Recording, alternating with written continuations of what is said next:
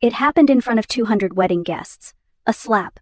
Sharp, sudden, and loud enough to silence the clinking of champagne flutes. My daughter, Jenna, had just finished her wedding toast, a cruel monologue, disguised as gratitude, and then she walked across the floor in her lace gown, leaned in, and struck me across the face. For a split second, no one moved. No one spoke. The air was thick, like the moment before a thunderstorm. And in that silence I realized something I should have understood long ago. I didn't belong there. Not in that moment. Not in her life. Not in the version of family my children had built without me. I didn't cry. I didn't flinch. I didn't even raise my hand to my cheek. Instead, I laughed. Quiet, clear, and genuine. Not because it was funny, but because the truth had finally arrived, wearing a white dress and mascara that would soon run. My name is Charlotte Brenner. I'm 53 years old, a widow, and until recently, I believed I was a good mother. I sacrificed everything to raise my 3 children after their father, Robert, died of cancer. I sold our house to cover medical bills. I lived on canned soup so they could have a future. And somehow, that made me the villain in their story. They said I was a burden, that I'd mismanaged money, that I was clinging to a past they were trying to escape. But I never imagined it would come to this. A public shaming. A physical blow. And yet, that moment, humiliating as it was, freed me. Because when Jenna's hand hit my face, she gave me permission. Permission to stop pretending. To stop absorbing their cruelty in the name of maternal duty. To finally speak the truth. You see, they thought I was broken. Defeated. Powerless. They had no idea I'd spent the past 6 months gathering every receipt, every bank statement, every digital trail they left behind while they picked my life apart. And that night, with the microphone still warm from Jenna's toast, I decided I wasn't going to stay silent anymore. So I stood up, adjusted my navy dress, and walked to the front of the room. The clatter of forks on plates stopped. Heads turned. I looked out at a sea of faces, some shocked, some confused, most too stunned to look away. And I opened my mouth to speak. This isn't a story about revenge. It's a story about truth. About the cost of loving people who only love you when it's convenient. And about what happens when a woman who's given everything finally decides to take something back. Her voice. Her dignity. And maybe, just maybe, her life. 3 months before the wedding, I sold the house. How? Not because I wanted to. That house held everything. The kitchen wall where I measured Jenna's height with a pencil every birthday. The sunroom where Ely used to fall asleep reading. The backyard where Mason broke his arm falling off the treehouse Robert built. But memories don't pay hospital bills, and love doesn't cover co-pays. Robert's cancer came fast and cruel. We tried everything: clinical trials, out-of-network specialists, alternative therapies, in desperation. It emptied our savings. And when I asked our children for help, I heard 3 different variations of the same word: no. Mason, my oldest, didn't even look up from his phone. Mom, you should have downsized anyway, he said. That place is too big for just you. Eli, always the financial whiz, leaned back in his expensive office chair on our video call. You can't expect us to fix your poor planning, he told me. Dad's been gone 2 years. You should have figured it out by now.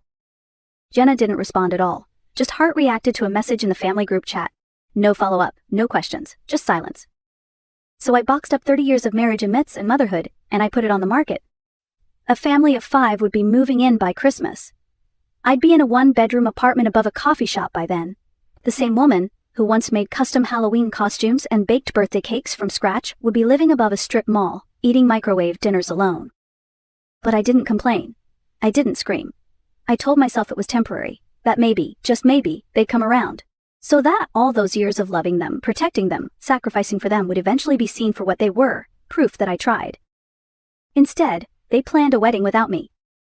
I found out the venue through a tagged Instagram post from Jenna's maid of honor.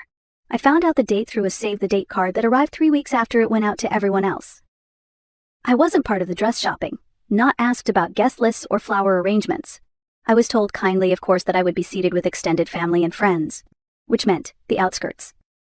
And I accepted it, because I still believed in something dangerous. Hope. I thought that if I just showed up, dressed properly, smiled when spoken to, and stayed out of the way, they might remember who I used to be. What I meant to them. That I wasn't a burden, I was their mother. But they didn't. Instead, they built their lives as if I were already gone. And on the day of Jenna's wedding, they made sure I knew it. The drive to Jenna's wedding took 2 hours through weekend traffic and early autumn leaves. The venue was a vineyard in the Hudson Valley, rustic elegance with Edison bulb lighting, reclaimed wood accents, and just enough curated charm to appear effortless. My 10-year-old Subaru looked out of place between the Teslas and Range Rovers. I pulled into a gravel space, adjusted my navy dress, and checked my reflection in the rearview mirror. No lipstick on my teeth. No signs of the swelling around my right eye from crying the night before. I walked alone to the reception area. No one greeted me. No one offered to take my coat. My place card read Charlotte Brenner, table 13. I found it at the far corner of the tent, next to the outdoor heaters and near the catering station. So the seats around me belonged to Jenna's yoga friends, college roommates, and their husbands, people who had known her for 5 minutes but called her soul sister. "You must be Jenna's mom," one of them chirped, extending a manicured hand. "She talks about you all the time." I smiled, because that's what I was trained to do, lie with grace. "That's lovely," I said. The ceremony was beautiful, I'll admit. Jenna looked stunning in her designer gown, walking toward her future with a man from a family that owned urgent care clinics across 3 states. Their vows were emotional and perfectly worded. A string quartet played something delicate and expensive. Everyone cried. Except me. Me. I watched Jenna promise love and partnership and honesty, and I felt nothing. Not pride. Not sadness. Not joy. Just a hollow ache that sat in my chest like a stone. The cocktail hour was worse. Mason and Eli clustered at the bar, telling inflated stories to the groomsmen about business deals and stock wins. They didn't make eye contact with me, didn't ask how I was doing, where I was living, if I had eaten. I was there, but I wasn't. It felt like being at someone else's family reunion. Dinner was served, and I picked at the roasted chicken, unsure if anyone noticed I hadn't spoken in over an hour. Jenna finally approached, her dress trailing behind her like sea foam. "You look nice," she said. Her eyes were already scanning the room behind me. Everything turned out so beautiful. "You look beautiful, sweetheart," I replied. "It's a lovely wedding." "Blake's parents really pulled it together," she said, glancing at her Cartier watch, probably an engagement gift. "I should get back to the head table. Toasts are starting soon." And then she was gone again. As I watched her walk away, I realized something that made my stomach twist. She wasn't nervous around me. She was ashamed. And more than that, she had rehearsed this wedding with me, written out of it entirely. I was a background character in my own daughter's life. And that night, I was finally ready to stop playing the role. The toast began just after the main course. Blake's father stood first, warm, practiced, polished. He welcomed Jenna into their family like she was royalty, offering a version of fatherly affection I hadn't seen in years. Guests smiled, glasses clinked. The applause came easily. Then came the best man. A string of frat house stories and harmless embarrassment. More laughter, more clinking. And then Mason stood up. He spoke of Jenna's resilience, her authenticity, her fierce independence. Words that sounded poetic, even profound, until you noticed what was missing: me. Not one mention, not even a vague nod. He talked about who Jenna had become, as if she had built herself from nothing. I had been the one who drove her to every dance class, the one who sat beside her through nights of anxiety, body image issues, and the cruel teenage years when silence screamed louder than words. But according to Mason, Jenna had always been this radiant star, self-made and self-guided. Then came Eli, shorter, more nervous. He focused on Blake, on how lucky Jenna was to have found someone who could provide stability. I wanted to laugh. As if I hadn't been their stability for decades. As if I hadn't worked 2 jobs, sold the house, drained every account just to keep them afloat. But again, I was invisible, unacknowledged, erased. And then Jenna stood. She was glowing rosy from wine, elevated by adoration. Her voice was steady as she raised her glass. "Before I thank everyone who made today possible," she said, "there's something I need to say." A hush fell over the room, chairs shifted, forks paused midair. She looked directly at me. "Some of you might be wondering why my father isn't here to walk me down the aisle," she began.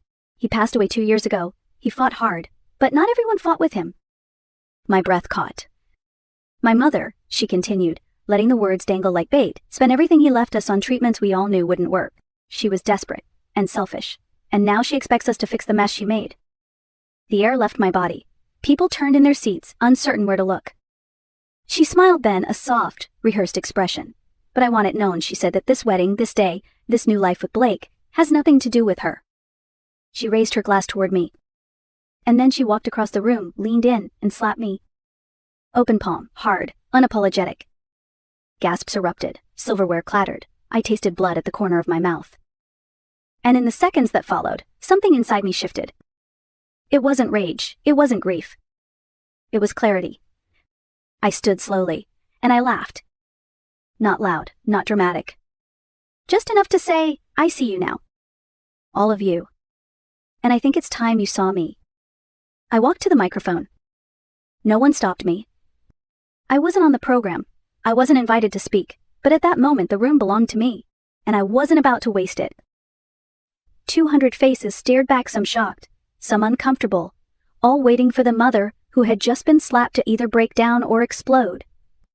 I did neither. I took a breath, and I spoke. "Thank you all for coming to celebrate my daughter's wedding," I began, voice calm, even. Since Jenna decided to make this evening about family finances, I thought I'd share a few details just for context. I could see Blake's parents exchange glances. His mother reached for her pearl necklace like a shield. The room held its breath. "First," I said, locking eyes with Jenna, "I want to congratulate the couple. Jenna is 3 months pregnant." A collective gasp. Jenna's face turned white.